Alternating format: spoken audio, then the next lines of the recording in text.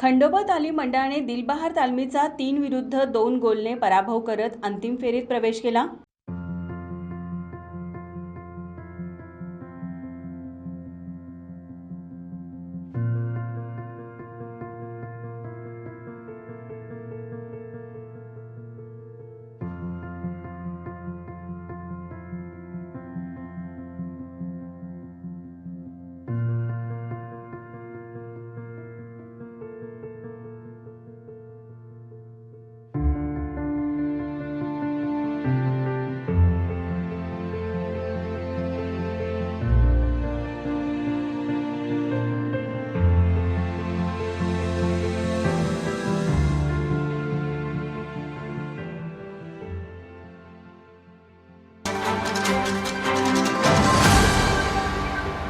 बालगोपाल तालीम मंडळ आयोजित चंद्रकांत चषक फुटबॉल स्पर्धेतील आज पहिला उपांत्य सामना हा खंडोबा तालीम मंडळ विरुद्ध दिलबहार तालीम मंडळ यांच्यात झाला।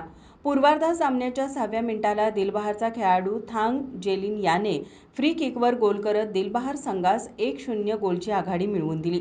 यानंतर गोलची परतफेड करण्यासाठी खंडोबाकडून जोरदार चढाया करण्यात आल्या। सामन्याच्या 33व्या मिनिटाला दिलबहारचा खेळाडू प्रतीक अत्तिग्रेने विष्णू टीएमला डी मध्ये धोकादायकरित्या अडवल्याने पंचांनी खंडोबा संघास पेनल्टी दिली।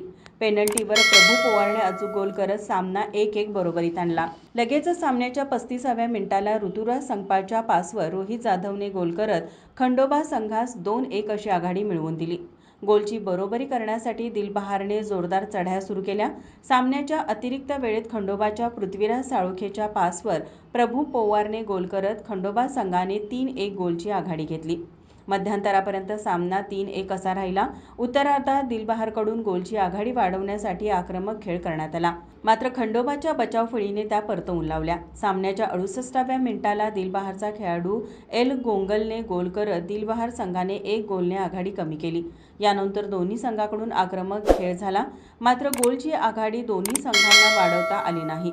संपूर्ण वेळेत दिलबहार संघास गोलची आघाडी वाढवता न आल्याने खंडोबा तालीम मंडळाने दिलबहार तालीम मंडळावर 3-2 गोलने विजय मिळवत अंतिम फेरीत प्रवेश केला।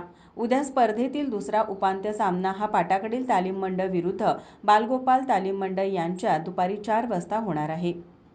माझा महाराष्ट्र न्यूजसाठी नाज अत्तार, कोल्हापूर। ताज्या घडामोडी पाहण्यासाठी माझा महाराष्ट्र न्यूजला आजच सबस्क्राईब करा।